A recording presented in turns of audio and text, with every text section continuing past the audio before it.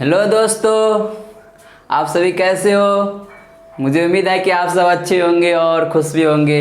जैसा कि हमने पिछले क्लास में जनरल सॉल्यूशन पे कुछ बेसिक क्वेश्चन किए थे। किसी भी क्वेश्चन का पार्टिकुलर सॉल्यूशन कैसे निकाला जाता है और लिस्ट एब्सोल्यूट वैल्यू सॉल्यूशन कैसे निकालेंगे, तो बेसिक क्वेश्चन किया गया था। आज उसी पे हम बेसिक क्वेश्चन से थोड़ा लेवल अप किए हैं और कुछ नहीं है इसमें। यदि आपको बेसिक क्वेश्चन जो बताया गया है वो आपको अच्छा सा आता है तो समझ जाइए ये आपके लिए कुछ नहीं है। क्या है उसमें भी आपको क्वाड्रेटिक इक्वेशन बताया गया था। कल के क्वाड्रेटिक इक्वेशन को फॉर्म में दिया रहेगा तो क्या करेंगे, फैक्टर करेंगे, बस इसमें फैक्टर करके सॉल्व कर देंगे। तो इससे पहले हम बेसिक मैथ क्या कहते हैं, रेंज के क्वेश्चन दिया गया था आपको होमवर्क में। तो चलिए पहले इससे सॉल्व करने से पहले रेंज के क्वेश्चन पे हम डिस्कस करते हैं। रेंज के क्वेश्चन आपको होमवर्क में दिया गया था तो मुझे उम्मीद है कि आप सब सॉल्व कर दिए होंगे। क्वेश्चन था आपको sin 3x divided by sin x, यही था। तो इससे आप इजीली सॉल्व कर दिए होंगे। जैसा कि आपको बताया गया था sin 3x का फॉर्मूला क्या होता है, 3 sin x minus 4 sin qx divided by sin x। sin x से डिवाइड करेंगे तो क्या हो जाएगा, 3 माइनस 4 sin स्क्वायर x हो जाएगा।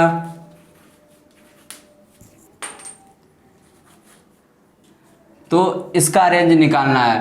तो आप सब जानते होंगे, निकाल भी दिए होंगे आप सब कि sin स्क्वायर x का रेंज होता है। हमने बताया था भैया sin स्क्वायर x का रेंज आपने बताया था कितना होता है, 0 से 1 होता है।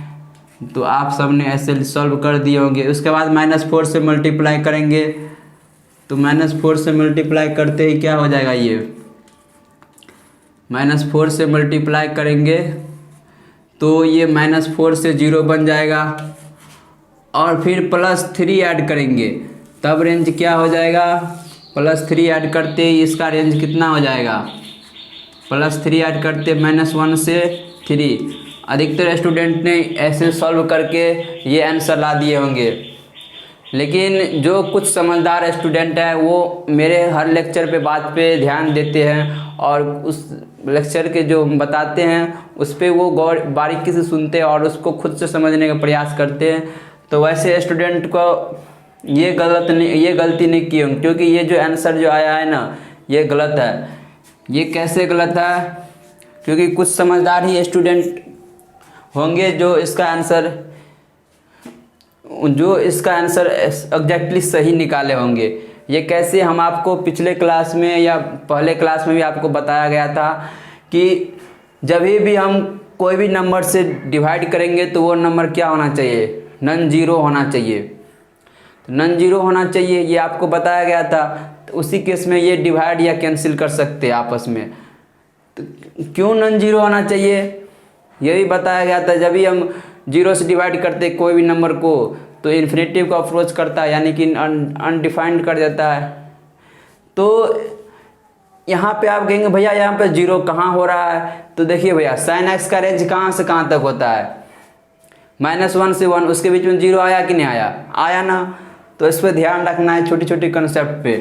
तो sin x क्या होना चाहिए, कोई भी नंबर को से डिवाइड करेंगे तो नॉन जीरो होना चाहिए वो नंबर। तो इसका रेंज एक्चुअली में क्या होगा, sin x, देखो sin x को 0 रखेंगे तो वैल्यू 3 मिलेगा। लेकिन sin x जब नॉन जीरो होगा तो उस केस में वैल्यू 3 तो नहीं मिलेगा। 3 से क्या मिलेगा, कम मिलेगा, क्योंकि sin x नॉन जीरो होगा तो 3 से कम मिलेगा। 3 से कम मिलने के कारण से इसका रेंज कितना हो जाएगा, यानी कि 3 इंक्लूड नहीं होगा तो 3 से इसका रेंज हो जाएगा आपको, एक्चुअली में इसका रेंज हो जाएगा -1 से 3। -1 पे क्लोज इंटरवल और 3 पे ओपन इंटरवल। ये आपको बेसिक ध्यान रखना चाहिए था। यही छोटे छोटे कंसेप्ट पे एनटीए वाला फंसा लेते हैं, यानी ट्रैप कर देते हैं सारे स्टूडेंट को, बहुत से स्टूडेंट को ट्रैप कर लेते हैं और इसी कारण से अधिकतर स्टूडेंट गलत मिसअंडरस्टैंडिंग, मतलब छोटे छोटे कंसेप्ट पे इग्नोर कर देते हैं। यही सब छोटे छोटे कंसेप्ट पे जिससे एनटीए काफ़ी अच्छे से ध्यान रखते हैं, वो जानते हैं कि बच्चा क्या करने वाला है। क्या हड़बड़ी में करता है, क्योंकि एग्जाम में पेशेंस कोई बना नहीं रखता है, क्योंकि वही पेशेंस बना कर रखता है जो बारीकी से समझा रहता है। तो यहाँ पे नॉन जीरो होगा, नॉन जीरो होने के केस में तो क्या हो जाएगा, ये ओपन इंटरवल 3 हो जाएगा। तो ये आप ध्यान रखिएगा। और साथ ही साथ आपको एक और क्वेश्चन दिया गया था जो मुझे याद आ रहा है रेंज के क्वेश्चन में, ये इस टाइप का था, साइन √3x+1, इसका रेंज निकालने के लिए बोला गया था आपको। तो इसका रेंज क्या हो जाएगा, इसका रेंज हो जाएगा क्या, -1 से, इसका रेंज आ जाएगा -1 से 1। ये कैसे आ गया -1 से 1, कभी भी आपको साइन पे जगह पे एंगल में जो दिया रहेगा वो आप x दिया रहे, 2x दिया रहे, या शक्ल चेंज करके कुछ भी दिया रहे आपको, तो यानी पॉलिनोमियल में कोई इक्वेशन दिया रहे, यानी कुछ भी दिया रहे, तो समझ जाइएगा उसमें रेंज कितना होगा, उसका रेंज कितना होगा, -1 से 1। जब भी आपको इसमें कैसे देखिए, साइन 3x+1, इसका मिनिमम वैल्यू कितना हो सकता है, स्क्वायर रूट के अंदर तो निगेटिव तो नहीं हो सकता है, निगेटिव होगा तो नॉन रियल हो जाएगा, नॉन रियल यानी इमेजिनरी नंबर, तो निगेटिव नहीं हो सकता है, तो कितना हो सकता है, मिनिमम वैल्यू इसका 0 हो सकता है।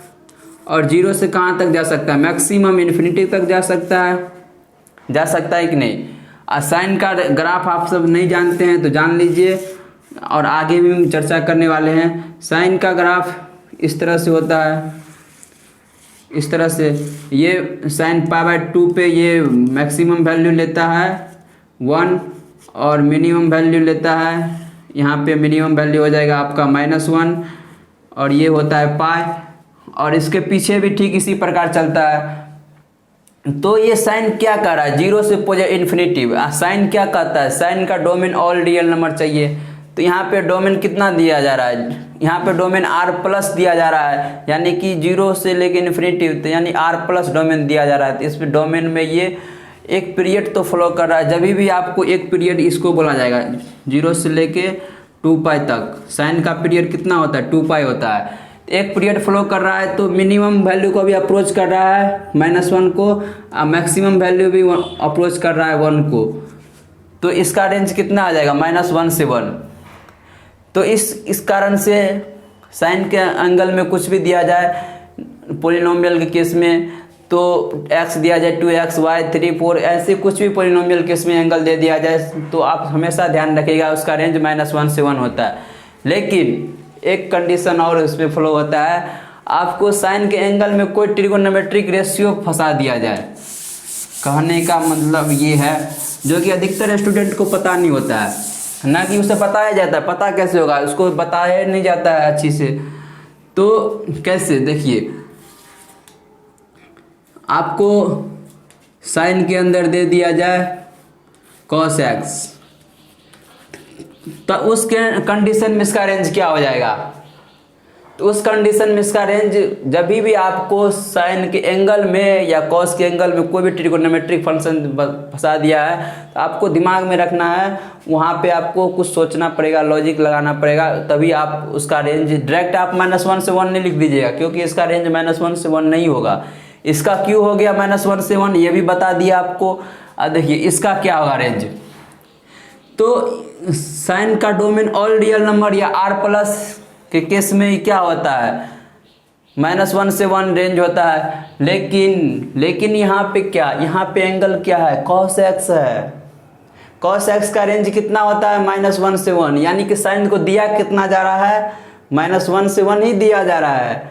तो -1 से 1 दिया जा रहा है, ये तो लोचा है। यहाँ पे साइन को कितना दिया जा रहा है, 0 से इन्फिनिटी, यानी कि तब इसका रेंज हो रहा है -1 से 1।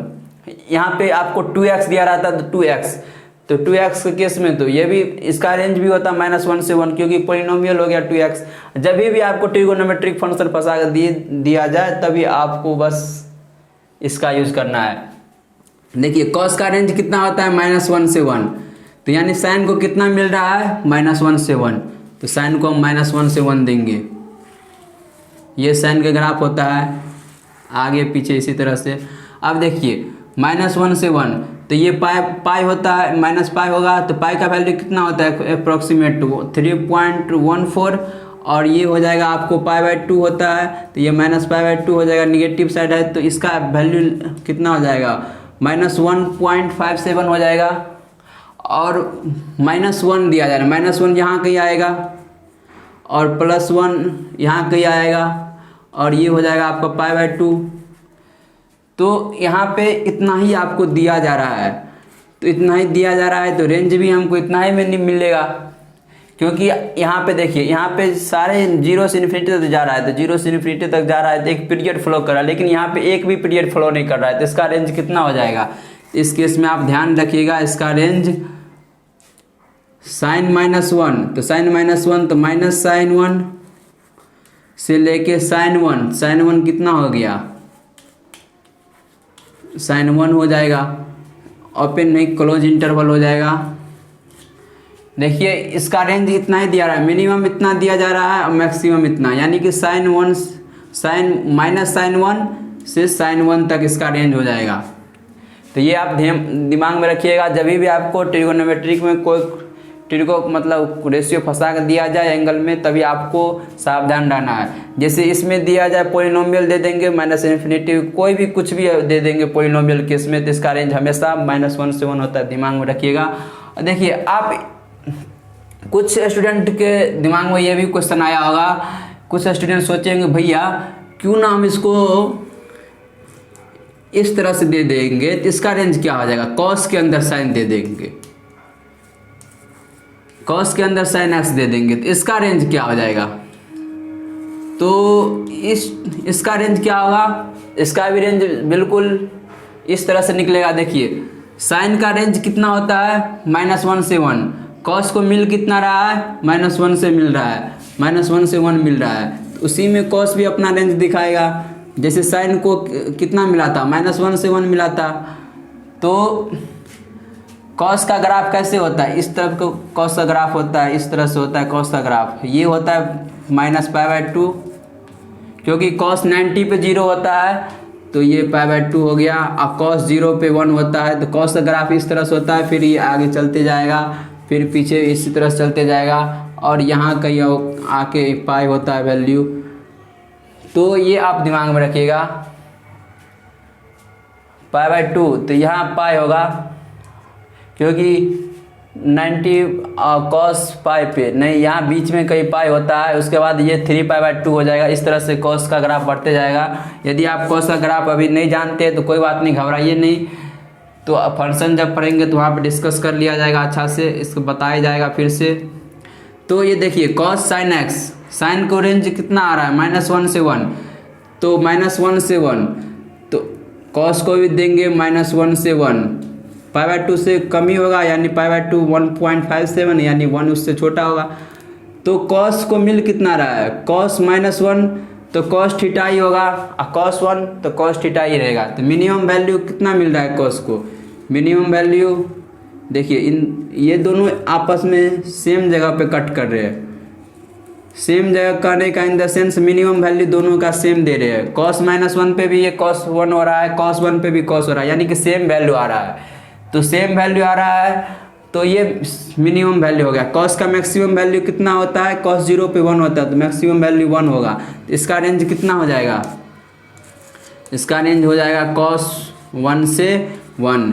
ये सब आप ध्यान में रखिएगा, क्योंकि अधिकतर स्टूडेंट को ये बताया नहीं जाता है कैसे हो गया कॉस 1 से 1, तो ये आप ध्यान में रखिएगा। और जब भी आपको ट्रिगोनोमेट्रिक रेशियो फंसा कर दिया जाए तो आप सावधान हो जाइएगा। चलिए, ये सब मुझे उम्मीद है कि आप सब सीख गए होंगे। यदि आपको कॉस साइन का ग्राफ नहीं पता था तो ये थोड़ा बहुत तो जान गए होंगे, नहीं 100% तो 20% तो जाने होंगे। तो अगले हम जब फंक्शन चैप्टर पढ़ेंगे ना, वहाँ पे बताएंगे आपको, और अच्छे से बताएंगे। वहाँ पे तो खाली रेंज डोमेन निकालना है जनाब, फंक्शन में केवल रेंज डोमेन पे ही तो काम किया जाता है। तो चलिए उसके बाद ये क्वेश्चन पे चलते हैं। तो मुझे उम्मीद है कि आप सब वीडियो पॉज करके क्वेश्चन सॉल्व करना स्टार्ट कर दिए होंगे, क्योंकि खुद से किए बिना तो कुछ नहीं होता है, तो ये भी आपको पता होगा। तो यहाँ पे देखिए ये इक्वेशन दिया हुआ है, इसको हम फैक्टर में बदलना है। तो फैक्टर में कैसे बदलेंगे, तो कुछ लोग तो इसे मल्टीप्लाई कर दिए होंगे। जैसे कि आपको हम क्या बोलते हैं, क्वेश्चन को देखने के बाद स्टार्ट मत हो जाओ। हम आपको क्या बताते हैं, क्वेश्चन को देखो, उनसे निगाह मिलाओ, उनसे प्यारी प्यारी बातें करो, तो वो आपको कुछ बताएगा। जब तक आप उसको इज्जत नहीं दोगे, सम्मान नहीं दोगे, तो क्वेश्चन भी आपको सम्मान इज्जत नहीं देगा।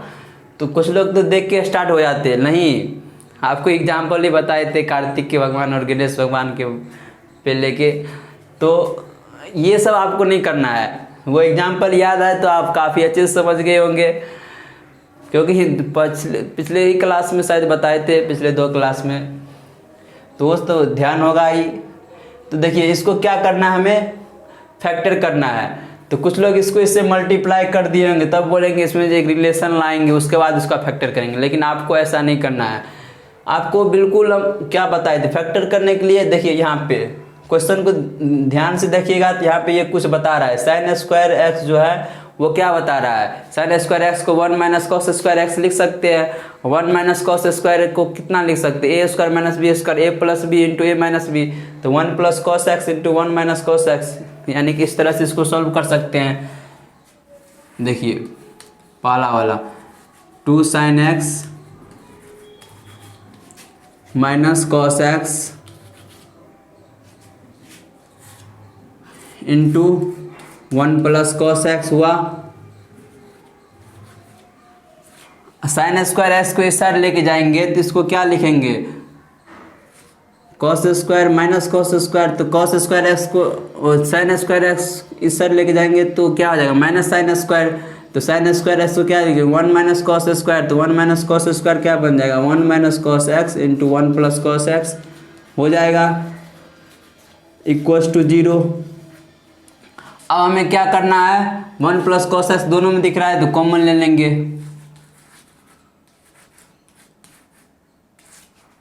कॉमन ले लेंगे तो क्या बच रहा है, 2 sine x minus cos x, 2 sine x और माइनस कॉस एक्स, और देखो यहाँ पे माइनस माइनस 1 हो जाएगा और प्लस कॉस एक्स प्लस 1 हो जाएगा, कॉस एक्स माइनस 1 हो जाएगा plus cos minus 1 equals to 0। ये हो गया। अब यहाँ पे देखो क्या हो गया, cos plus x, cos x cancel हो गया, तो ये कितना आ गया हमें, ये आपको कितना मिल रहा है, ये आपको मिल रहा है cos x plus 1 into 2 sine x minus 1। जैसे कि आपको बताया था फैक्टर कर लेंगे, फैक्टर करने के बाद जितना भी आएगा, यानी कि a into B into C into D बराबर 0, तो क्या करते हैं, a बराबर 0, b बराबर 0, c बराबर 0 करते हैं। उसी तरह से कर लेंगे, जैसे a इंटू, जैसे इसको मान ली, इसको a फैक्टर इसके यानी कि 0 हो गया, तो यानी एक बार में ये 0 होगा, एक बार में ये 0, क्योंकि हमें तो पता नहीं है कौन 0 होगा नहीं 0 होगा। तो पहला केस लेंगे इसको 0 करेंगे, दूसरा केस लेंगे इसको 0 करेंगे, तो a into B into C into ऐसा कितना ही फैक्टर आएगा, तो सबको एक एक बार 0 करके देखते हैं। तो इस तरह से इसको भी करेंगे। ये आपको कल क्लास में बताया गया था cos माइनस 1, और बिल्कुल ये बताने की ज़रूरत भी नहीं है, बिल्कुल कॉमन सेंस की बात है। यहाँ पे साइन एक्स का वैल्यू कितना आ जाएगा, साइन एक्स का वैल्यू आ जाएगा हाफ। अब देखिए cos x माइनस 1, तो cos x माइनस 1, तो इसका जनरल सोल्यूशन क्या बताए थे आपको, कॉस निगेटिव। कॉस निगेटिव कहाँ हो रहा है, कॉस माइनस एक्स एक्सिस पे, यानी कि x का वैल्यू क्या हो जाएगा, odd multiple of pi by pi, odd multiple of pi x axis पे यही होता है।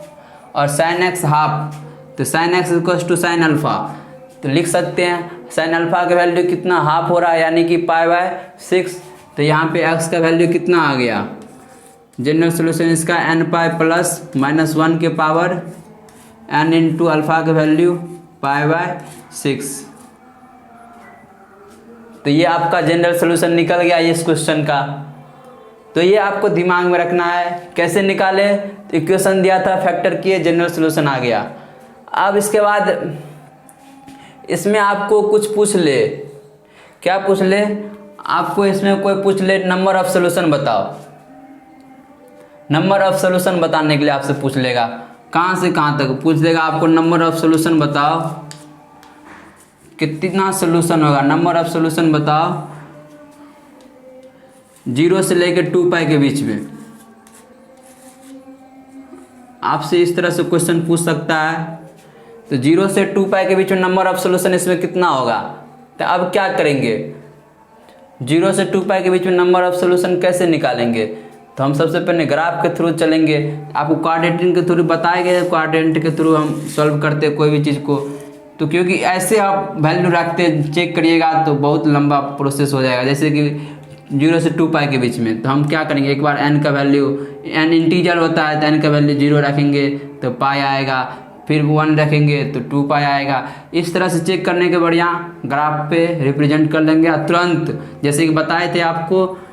तो देखिए cos नेगेटिव -1, तो cos -1 यहाँ होता है, cos -1 यहाँ होता है और cos -1 यहाँ होता है और साइन हाफ, तो साइन पॉजिटिव हो रहा है। तो साइन पॉजिटिव किस किस केस में होता है, या तो ये फर्स्ट क्वाड्रेंट में होता है और सेकेंड क्वाड्रेंट में होता है साइन पॉजिटिव। तो ये हाफ यानी कि π/6 और ये भी कितना हो जाएगा π/6। तो हमें नंबर ऑफ सोल्यूशन बताना है, वैल्यू तो नहीं बताना है। तो ये हाफ होता है, ये भी हाफ होता है। तो नंबर ऑफ सोल्यूशन 0 से 2 पाई, तो घूमना स्टार्ट करेंगे। तो मान लीजिए यहाँ पे 0 हो गया, तो 0 से स्टार्ट किए, 0 से स्टार्ट किए घूमना, 0 से घूमे और यहाँ पाई आया, फिर पाई से स्टार्ट किए घूमना, फिर 2 पाई आया। इसमें नंबर ऑफ सोल्यूशन कितना आ गया, तो ये नंबर ऑफ सोल्यूशन इसमें कितना आ गया, कहाँ कहाँ कट गया, 1 2 और 3। तो इस तरह से आप नंबर ऑफ सोल्यूशन बता सकते हैं। इसमें नंबर ऑफ सोल्यूशन कितना आ गया, 3 हो गया, 1 2 3 जगह कट किए तो नंबर ऑफ सोल्यूशन इसका 3 हो गया। इसी प्रकार आपको पाई से लेके और 5 पाई के बीच में पूछ दिया जाए, तो पाई से लेके 5 पाई के बीच में पूछ दे, जैसे 0 से 2 पाई के बीच में पूछे तो नंबर ऑफ सोल्यूशन 3 आ गया। और पाई से लेके 5 पाई के बीच में पूछ दे नंबर ऑफ सोल्यूशन कितना होगा इस केस में। तो हम क्या करेंगे, कुछ नहीं, जैसे आपको पिछले क्लास में बताते आ रहे हैं। तो पाई से स्टार्ट करेंगे, पाई से घूमना स्टार्ट किए, फिर 2 पाई आया, 2 पाई से 2 पाई से घूमेंगे तो 3 पाई आएगा, 3 पाई से घूमेंगे 4 पाई आएगा, और 4 पाई से घूम के आएंगे तो कितना आ जाएगा, 5 पाई आ जाएगा। अब देखना क्या है, हमें कहाँ कहाँ ग्राफ कट कर रहा है। तो कहाँ कहाँ, जैसे कि एड्रेस नोट कर रहे थे, तो एड्रेस कहाँ कहाँ नोट करता है, कहाँ कहाँ नोट करेंगे, जहाँ जहाँ हमें मिला है पार्टनर वहाँ नोट करेंगे। तो मतलब सोल्यूशन लाइन जहाँ जहाँ कट किया है ग्राफ को वहाँ हम क्या करेंगे, नोट कर लेंगे। हमें तो वैल्यू तो नहीं पूछ रहा है क्या क्या जनरल सोल्यूशन हो सकता है, पाई से 5 पाई के बीच में क्या क्या हो सकता है, हमें नंबर ऑफ सोल्यूशन पूछ रहा है। तो वैल्यू भी हमें लिखने की जरूरत नहीं है, हमें सोल्यूशन निकालना है, कितना सोल्यूशन हो सकता है। पाई से यहाँ से स्टार्ट किए और यहाँ से एक हो गया सोल्यूशन, पाई से स्टार्ट किए 2 पाई के बीच में कोई सोल्यूशन नहीं, फिर यहाँ पे एक सोल्यूशन, फिर यहाँ पे आए 2 पाई से लेके यहाँ पे 3 पाई के बीच में 2, तो एक यहाँ पे और 2 यहाँ पे, एक 3, तो कितना हो गया, 4 सोल्यूशन हो गया। फिर यहाँ पे गए, यहाँ पे कट किया तो यानी 5, और फिर 6 और 1 7, क्योंकि ये भी कट कर रहा है ना, cos x बराबर -1। तो 5 से लेकर 5 के पाई के बीच में नंबर ऑफ सोल्यूशन कितना आ गया, 7। जैसे आपको बताया कि हर क्वेश्चन में आपको नया चीज़ सिखाने को मिलेगा, तो हमने सिखाया आपको यहाँ पे। तो जनरल सोल्यूशन के अलावा आपको नंबर ऑफ सोल्यूशन भी बता दिए, इसके बीच में 0 से 2 पाई के बीच में एक बार बताए, फिर उसके बाद 5 से लेके 5 पाई के बीच में बताए। तो इस तरह से आप कोई भी क्वेश्चन आपको पूछ सकता है, तो इससे घबराइएगा नहीं। और मुझे उम्मीद है कि आप सब सीख गए होंगे। चलिए अगले क्वेश्चन आप सब सॉल्व भी कर दिए होंगे। नहीं सॉल्व किए हैं तो वीडियो पॉज करके सॉल्व कीजिए।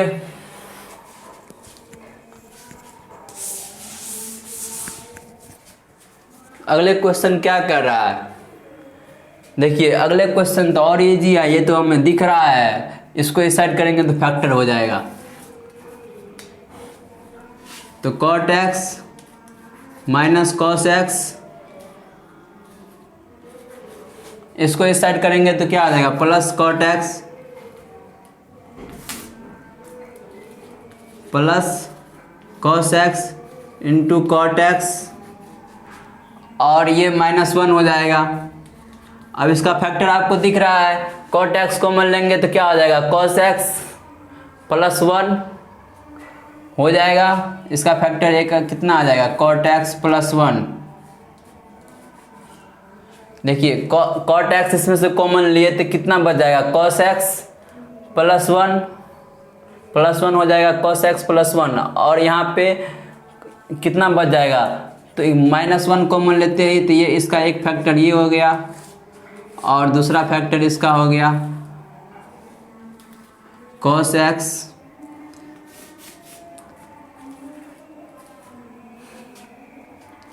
x प्लस 1, तो ये इसका दूसरा फैक्टर हो गया। तो ये फैक्टर आप कर लिए होंगे इजली से। इसके बाद हमें क्या करना है, फैक्टर हो गया तो बस इसे सॉल्व कर देना है। cot x बराबर 1 और cos x बराबर कितना हो गया, यहाँ से -1। तो जनरल सोल्यूशन आप पढ़े हैं, इसका जनरल सोल्यूशन क्या हो जाएगा, आपको बताया गया था इसका ऑड मल्टीपल ऑफ पाई, तो यानी कि 2n + 1 पाई हो जाएगा इसका जनरल सोल्यूशन। और इसका जनरल सोल्यूशन क्या हो जाएगा, tan x का तो नहीं पता है लेकिन cot x का पता है हमें, क्या कहते हैं, cot x का नहीं पता है, tan x का पता है। तो cot x को tan x से बदल देंगे तो tan x भी 1 ही होगा। तो इसका जनरल सोल्यूशन क्या हो जाएगा, tan x 1, तो x बराबर n पाई प्लस π/4 लिख सकते हैं। इसका जनरल सोल्यूशन आपको बताया गया है कल के क्लास में। तो देखिए आप यहाँ से भी आपको कुछ सीखने को मिलेगा। यहाँ पे क्या सीखने को मिल रहा है, यहाँ पे जो ये जनरल सोल्यूशन आया है ना, ये नहीं होगा, ये नहीं होगा। अब क्यों नहीं होगा ये, क्योंकि अभी अभी आपको बताया, इससे पहले क्लास मतलब पहले ही एग्जाम्पल लेके रेंज वाला क्वेश्चन में आपको बताया गया है। देखिए कैसे, cot x को हम क्या लिखते हैं, cos x by sin x लिखते हैं कि नहीं, cot x को cos x by sin x लिखते हैं। देखिए cos, और जहाँ पे -1 हो रहा है वहाँ पे sin क्या हो रहा है, 0 हो रहा है। जहाँ पे cos 1 होता है वहाँ पे sin 0 होता है, आपको पता है। जहाँ पे sin 1 होता है वहाँ पे cos 0 हो रहा है, लेकिन यहाँ पे cos -1 हो रहा है, तो उस केस में भी sin 0 होगा, क्योंकि -1 कब होगा, cos पाई पे, तो पाई पे sin पाई पे क्या होता है, 0 होता है, तो 0 हो जाएगा। तो यानी कि ये अनडिफाइंड हो जाएगा, तो इसीलिए ये सोल्यूशन वैलिड नहीं है, क्योंकि यहाँ पे cot x है। तो cot x को ये ध्यान में रखना पड़ेगा, cot x cos x by sin x होता है। जब भी ये सोल्यूशन लेंगे तो इस केस में ये sin 0 हो जाएगा, sin 0 होगा, यानी कि ये क्या हो जाएगा, इन्फिनिटिव का अप्रोच करेगा, तो यानी कि ये आंसर नहीं होगा।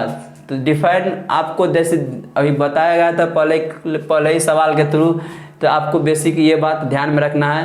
तो यहाँ पे भी आपको सीखने को क्या मिला, तो इस केस में भी आपको सोल्यूशन निकाल रहे जनरल सोल्यूशन, तो यहाँ पे भी आपको बारीकी से मतलब ध्यान में रखना पड़ेगा कि ऐसा कभी सिचुएशन आ जाए तो हमें इसे फॉलो नहीं करना है, तो यानी कि ये आंसर नहीं होगा। जब भी आपको cos साइन के साथ साथ cot, यानी कि कभी आपको cot cosec और sec यानी इस टाइप का कभी रिलेशन आ जाए tan के, तो आपको सावधान हो जाना है। यदि साइन कॉस में आ रहा था पिछले क्लास में, पिछले वाले क्वेश्चन में साइन कॉस में आ रहा था, तो वहाँ पे कोई टेंशन नहीं था, लेकिन यहाँ पे कॉट में आ गया तो यहाँ पे क्या हो गया, ये वैलिड नहीं होगा। तो जब भी कॉट से कॉसेक में रिलेशन आए, साइन कॉस में इस तरफ के रिलेशन कॉट में साइन में या कॉस में सेक में, तो इस टाइप का रिलेशन आए तो आपको सोचना पड़ेगा उस केस में। तो इस केस में ये वैलिड नहीं हो रहा है, तो यानी कि ये आंसर नहीं होगा। क्यों नहीं होगा ये आंसर, ये भी पता लग गया आपको, क्योंकि cos 1 और -1 पे sin 0 होता है, sin जब भी 0 होगा तो ये अनडिफाइंड हो जाएगा, तो ये आंसर नहीं होगा। तो ये जब ये अनडिफाइंड होगा तो क्वेश्चन का वाट लग जाएगा, लेकिन आपको वाट नहीं लगाना है। क्वेश्चन काफ़ी सोच समझ के बारीकी से दिया गया है आपको। चलिए अगले क्वेश्चन पे डिस्कस करते हैं। ये क्वेश्चन आप सॉल्व कर लिए, और ये क्वेश्चन ये क्वेश्चन भी आप सब, मुझे उम्मीद है कि आप सब सॉल्व कर लिए होंगे। देखिए जैसे कि हम बोल रहे हैं हर क्वेश्चन में आपको कुछ सिखाने का प्रयास कर रहे हैं, उसी टाइप से ये तीसरा क्वेश्चन देखिए। जब भी आपको sine square x cos square या साइन कॉस का रिलेशन या आपके कोई कांस्टेंट नंबर देखिए तो समझ जाइएगा, उसको समझिएगा कि हमेशा उसको कॉस स्क्वायर से डिवाइड कर दीजिएगा। अब क्यों डिवाइड करें उसका भी रीजन है। उसका रीजन क्या है, जब भी कॉस स्क्वायर से डिवाइड करेंगे तो कितना हो जाएगा 3 tan स्क्वायर एक्स और यहाँ पे कितना हो जाएगा -tan x हो जाएगा और -4 हो जाएगा इक्वल टू 0। तो ये देखिए tan में रिलेशन आ गया, tan में एक इक्वेशन बन गया। तो ये आपको ध्यान में रखना है, जब भी आपको sine square x cos square x यानी साइन कॉस एक्स में रिलेशन देखे, इस टाइप का रिलेशन कभी भी, और कोई कांस्टेंट नंबर यहाँ पे तो नहीं है, लेकिन होता तो क्या होता है, कांस्टेंट नंबर को क्या करते हो, कॉस स्क्वायर से डिवाइड करते तो सेक स्क्वायर होता, और सेक स्क्वायर को हम तो tan स्क्वायर में बदल सकते हैं। तो यहाँ पर tan में प्लस माइनस ऐड होके कुछ बन जाता, tan स्क्वायर बन जाता। तो इस टाइप का रिलेशन देखे तो हमेशा कॉपी पे नोट करके लिख लीजिएगा, इस क्वेश्चन के बगल में कॉस स्क्वायर से डिवाइड कर देना है। अब देखिए इसको डिवाइड कर देता है, फैक्टर आप इजी हो गया, तो इजी हो गया तो इसका फैक्टर क्या हो जाएगा, इसका फैक्टर हो जाएगा, आपको फैक्टर करेंगे तो इसका हो जाएगा 3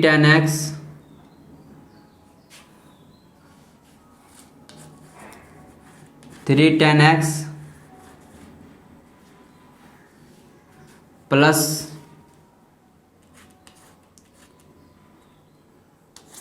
कितना हो जाएगा +4 इंटू tan x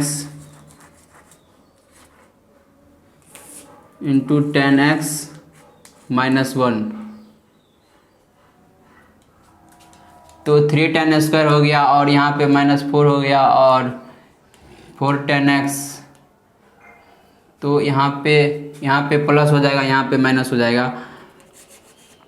इसका फैक्टर कीजिएगा तो इतना आ जाएगा, तो plus -4 tan x plus 3 tan x, तो ये इसका फैक्टर हो जाएगा। इसको फैक्टर कर लीजिएगा आप, हम ऐसे ही फैक्टर कर दिए तो इसका फैक्टर ये हो गया। अब हम क्या करना, फैक्टर कर ले तो क्लियर बात है, आप तो हमें सॉल्व करना तो आ जाएगा। tan x को हम लिख सकते हैं 4/3 और इसका tan x का वैल्यू कितना आ जाएगा -1। तो जनरल सोल्यूशन इसका लिखेंगे तो इसका तो कोई वैल्यू हमें नहीं पता है, तो क्या कर लेंगे tan अल्फ़ा ले लेंगे, तो क्या हो जाएगा ये tan इनवर्स अल्फ़ा हो जाएगा, अल्फ़ा का वैल्यू। तो यहाँ पे tan का x का जनरल सोल्यूशन क्या हो जाएगा n pi plus tan inverse 4/3 लिख सकते हैं, और इसको -1 tan -1 तो tan -π/4 पे होता है, तो इसका क्या हो जाएगा, इसका हो जाएगा n पाई प्लस माइनस π/4, क्योंकि tan -π/4 पे आए, π/4 बोलो, या जैसे कि यहाँ पे tan -1 हो रहा है, तो tan निगेटिव कहाँ होता है, सेकेंड में और फोर्थ में।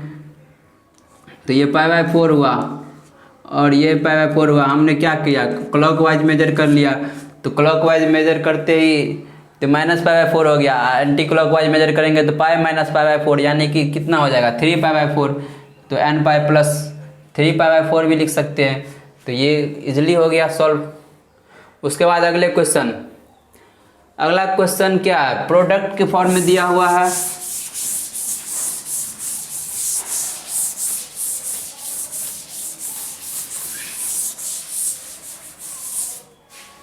अगला क्वेश्चन आपको प्रोडक्ट के फॉर्म में दिया हुआ है।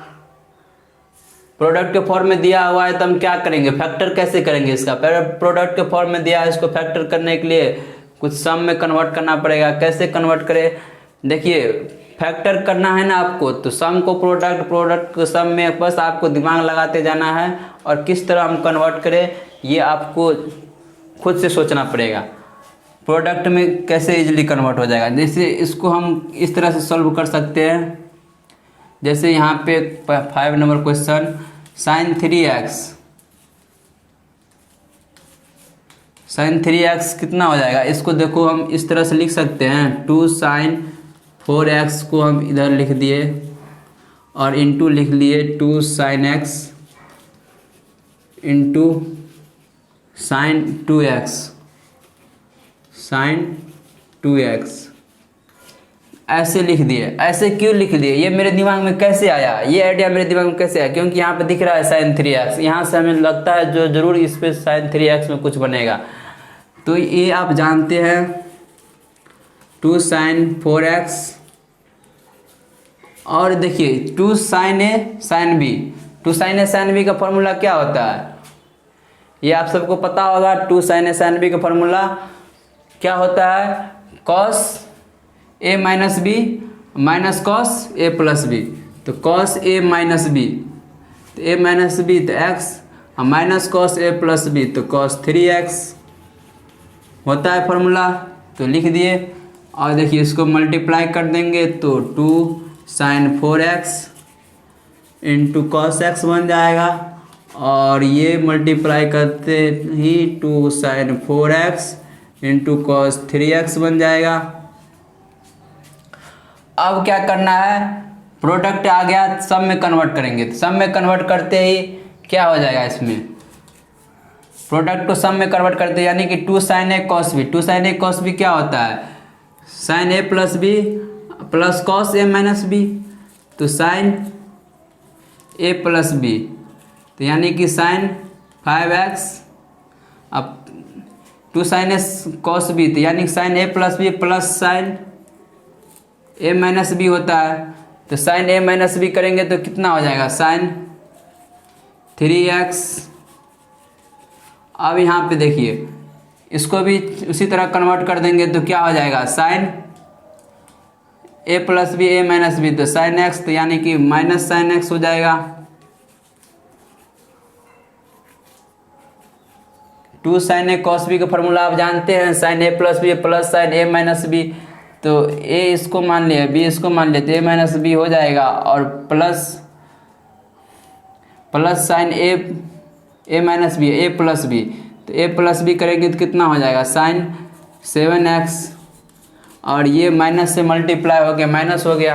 अब देखिए यहाँ पे आपको कुछ तो दिख रहा होगा, यहाँ पे क्यों कन्वर्ट किया, क्योंकि हमें दिख रहा था इसमें रिलेशन आएगा तो ये कैंसिल हो जाएगा। तो ये यहाँ पे देखिए सम है तो इसको कैंसिल कर सकते हैं, इजीली कर सकते हैं। इसके बाद ये इसको इधर लेके आ जाएंगे तो ये sin x हो जाएगा।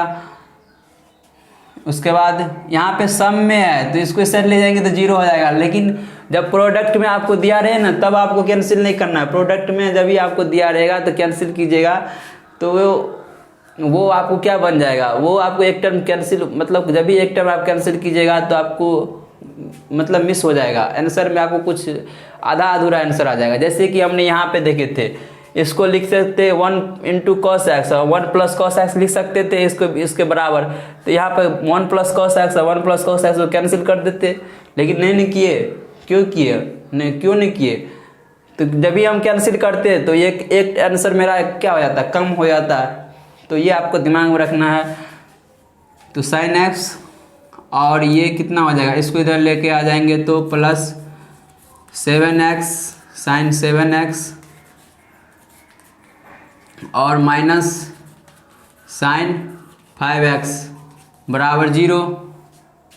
अब देखिए यहाँ से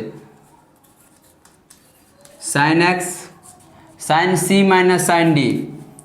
sin c minus sin d क्या होता है, आपको बताया गया है। sin c minus sin d का फॉर्मूला क्या आता है, आपको बताया गया है कि क्या होता है इसका फॉर्मूला, sin c और माइनस sin d। तो यानी कि sin c plus sin a plus b का फॉर्मूला क्या होता है, या sin c plus sin d का। तो sin c plus sin d का होता है 2 sin c plus d by 2 into cos c plus d by 2 होता है। और sin c minus sin d का फॉर्मूला कितना हो जाएगा, 2 cos c plus D by 2 तो यानी कि 6x और इंटू कितना हो जाएगा, 2 cos c plus D by 2 into sine c minus D by 2। तो sine c minus D by 2 यानी कि साइन x हो जाएगा। ये को इसका फॉर्मूला हो जाता है sine c minus sine d का। तो यहाँ से साइन एक्स कॉमन आ जाएगा हमें, तो साइन एक्स कॉमन लेते ही क्या बन जाएगा यहाँ पे 1+2 cos 6x बराबर 0। तो यहाँ पे साइन एक्स बराबर 0 हो गया और यहाँ पे कितना आ गया cos 6x बराबर हाफ हो गया माइनस हाफ। इसके बाद जनरल सोल्यूशन था, आप जनरल सोल्यूशन लिख सकते हैं इजीली। x का वैल्यू साइन 0 कहाँ पे होता है, साइन होता है n पाई पे, तो x का जनरल सोल्यूशन हो जाएगा n पाई, इसका जनरल सोल्यूशन हो जाएगा x बराबर n पाई। इसका जनरल सोल्यूशन क्या होगा, माइनस हाफ होता है, तो cos माइनस हाफ कहाँ पे होता है, -2 पाई cos 2 पाई 3 पे, क्योंकि पाई 3 पीछे, तो पाई माइनस पाई 3 यानी 2 पाई 3। तो इसका जनरल सोल्यूशन हो जाएगा 6x बराबर कितना हो जाएगा, 6x बराबर हो जाएगा आपको 2n पाई प्लस माइनस 2 पाई 3, 2 पाई 3 हो जाएगा प्लस माइनस। तो इस तरह से आप सॉल्व कर सकते हैं। x का वैल्यू आ गया तो इधर कैंसिल होकर कितना हो जाएगा n पाई 3 और इधर से कितना हो जाएगा 6 डिवाइड हो जाएगा पाई 9 बच जाएगा। तो ये जनरल सोल्यूशन इस तरह से आप लिख सकते हैं। तो चलिए अब अगले क्वेश्चन पे डिस्कस करते हैं। ये आप समझ गए होंगे। तो इस तरह से आपको सॉल्व करना है। हम क्या कर रहे हैं, हम यहाँ पे बार बार फैक्टर कर रहे हैं। फैक्टर हमको किसी भी तरीका से फैक्टर करना है, बस फैक्टर हो गया आपको जैसे कि बताए a into B into C into D बराबर 0 के फॉर्म में लाना है। तो बार बार सबके एक बार एक बराबर 0 कर देंगे, b बराबर 0 कर देंगे, c बराबर 0 कर देंगे, d बराबर 0 कर देंगे। इस तरह सॉल्व करते जाएंगे। उसके बाद अगले क्वेश्चन पे चलते हैं। अगला क्वेश्चन क्या है, अगला क्वेश्चन 6 नंबर क्वेश्चन क्या बता रहा है, आपको हम बताए हैं जब भी इस टाइप का फॉर्म दिख जाए तो आपको हम क्या लिखने बताए हैं, आपको बोले तो ध्यान में रखिएगा। 2 क्या हो जाएगा 2 sine square x into cos square 2x बराबर कितना हो गया sine x into cos x. लिख सकते हैं इसको। अब देखिए 1 - 2 sine square x into cos square x, यानी आपको इस तरह से समझ में नहीं आया होगा तो हम चलिए पूरे लिख देते हैं। देखिए पूरे लिख देते हैं तो क्या हो जाएगा 1 - साइन स्क्वायर। यदि यहाँ पे देखिए एंगल 2x में दिया है ना तो आप समझ लीजिए इसको थीटा है, थीटा मान लीजिए। ये 2x का एंगल थीटा मान लीजिए, सभी में एंगल 2x दिया हुआ है तो थीटा मान लीजिए। तो थीटा मानते ही क्या हो जाएगा 1 - 2 sine square x, sine square theta हो जाएगा जो भी बोलिए, यानी कि 1 - 2 साइन स्क्वायर 2 है आगे में 2 साइन स्क्वायर 2x। यदि आपको प्रॉब्लम हो रहा है तो थीटा मान लीजिए और इंटू कॉस स्क्वायर 2x बराबर कितना हो जाएगा sign 2x into cos 2x। ये आपको हम बताए थे। ये कैसे हुआ, तो ए स्क्वायर प्लस बी स्क्वायर क्या लिख सकते हैं, ए प्लस बी का होल स्क्वायर -2ab। तो ए स्क्वायर यानी कि ए को कितना माने हैं साइन स्क्वायर है, तो sine square plus cos square 1 हो जाएगा। तो 1 - 2ab होता है तो ए कितना होगा sine square 2x into cos square 2x बराबर इतना हो गया। अब क्या करना है, अब तो बिल्कुल ही ईजी है। यदि आपको क्वाड्रेटिक यानी सॉल्व करना नहीं आता है तो इसको हम sine x plus cos x को क्या मान लीजिए टी मान लीजिए, टी मान लीजिए। टी मान के इक्वेशन को सॉल्व कर दीजिए तो कितना हो जाएगा 1 - टी स्क्वायर लिख सकते हैं बराबर टी। तो यहाँ पे कितना हो जाएगा, इसको इधर ले जाएंगे तो 2t स्क्वायर और प्लस टी -1। इसका फैक्टर तो आप कर सकते हैं इजीली।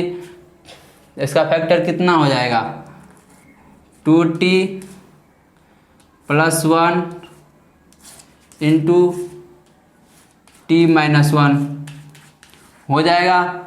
तो क्योंकि t 1 - 1 और -2 नहीं यहाँ पे माइनस होगा, यहाँ पे प्लस हो जाएगा। तो इसका 2 फैक्टर ये आ जाएगा t + 1 और एक 2t - 1। तो यहाँ पे t का वैल्यू कितना हो जाएगा हाफ और यहाँ से टी का वैल्यू कितना हो जाएगा -1।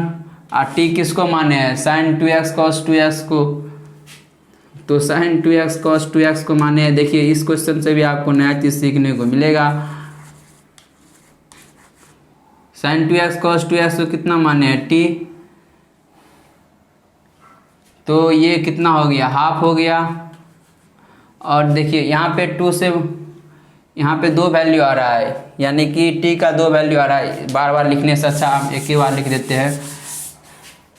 एक बार कैसे लिख देंगे हम, इसका एक वैल्यू -1 आ रहा है बस, तो इसका वैल्यू कितना हो रहा है हाफ, और इस एक बार वैल्यू कितना आ रहा है -1। दो बार जिसका 2 वैल्यू आ रहा है t का वैल्यू, तो t किसको माने थे इसको। अब देखिए इसको 2 से मल्टीप्लाई कर देंगे तो sin 2x इन cos x हो जाएगा, यानी कि 2 sin a cos a हो जाएगा। और ये भी 2 से मल्टीप्लाई हो जाएगा तो क्या बन जाएगा, इसको भी 2 से मल्टीप्लाई कर देंगे, इसको भी, क्योंकि 2 से दोनों में मल्टीप्लाई कर दिए तो ये sin 4x बन जाएगा। sin 2a होता है तो sin 4x बन गया बराबर 1, और ये -2। अब देखिए -2 ये नहीं होगा, ये क्यों नहीं होगा, क्योंकि हम साइन का रेंज जानते हैं -1 से 1 होता है। जैसे एंगल कुछ भी हो जाए इस केस में तो -1 से 1 ही होगा। आपको बताए एंगल जब ट्रिगो के फॉर्म में दिया रहे एंगल में, तो आपको वहाँ पे सावधान होना है, नहीं तो बाकी सारे केस में -1 से 1 रेंज होता है, ध्यान में रखिएगा। और ये -1 से 1 होता है, लेकिन -2 हो गया तो ये वैलिड नहीं है। तो इसका कौन वैलिड है, 1 वैलिड है। तो sin 4x sin 1 कहाँ पे होता है, तो आप सबको काफ़ी अच्छे से पता है sin 1 कहाँ पे होता है। sin जनरल फार्मूला कितना हो जाएगा इसका 4n + 1 π/2 पे, 4n + 1 π/2 पे sin 1 का वैल्यू देता है। 1 होता है ऊपर y पॉजिटिव y एक्सिस पे, तो x का यहाँ पे वैल्यू कितना आ जाएगा 4n + 1 π/2 के जगह पे x के डिवाइड कर देंगे तो π/8 हो जाएगा। तो ये हो गया इसका सोल्यूशन। तो ये आपको दिमाग में रखना है। चलिए समय ज़्यादा हो गया आपको बताते बताते वक्त। इस क्वेश्चन से भी आपको नया चीज़ सीखने को मिला, इस क्वेश्चन से भी आप नया चीज़ सीखे। तो हर एक क्वेश्चन से आपको नया चीज़ सिखाया जाता है। तो ये क्वेश्चन है काफ़ी ज़्यादा, जैसे कि बता रहे हो काफ़ी ज़्यादा चॉइस करके लिया जाता है क्वेश्चन, तो ये आपको दिमाग में रखिए। चलिए आज का लेक्चर यही ख़त्म करते हैं। और ये आपके लिए होमवर्क हो गया। कितना क्वेश्चन बच गया 3 3 2 5, यानी कि 6 क्वेश्चन बताने में इतना टाइम लग गया, बताओ आप। तो चलिए, क्योंकि हम यहाँ पे हर एक चीज़ आपको बताते हैं। मैं चाहता है तो आपको यहाँ पे बोलते हैं आप सॉल्व कर लीजिए आगे, लेकिन आप यहाँ पे आके फंस जाते हैं। लेकिन हम ऐसा क्यों नहीं बोले, क्योंकि हर एक क्वेश्चन मेरा सेलेक्टेड क्वेश्चन होता है। तो चलिए धन्यवाद। जैसे कि बोल रहे हर वीडियो में आपको अच्छा लगे तो लाइक कर दीजिएगा और दोस्तों के साथ ज़रूर शेयर कीजिएगा। धन्यवाद।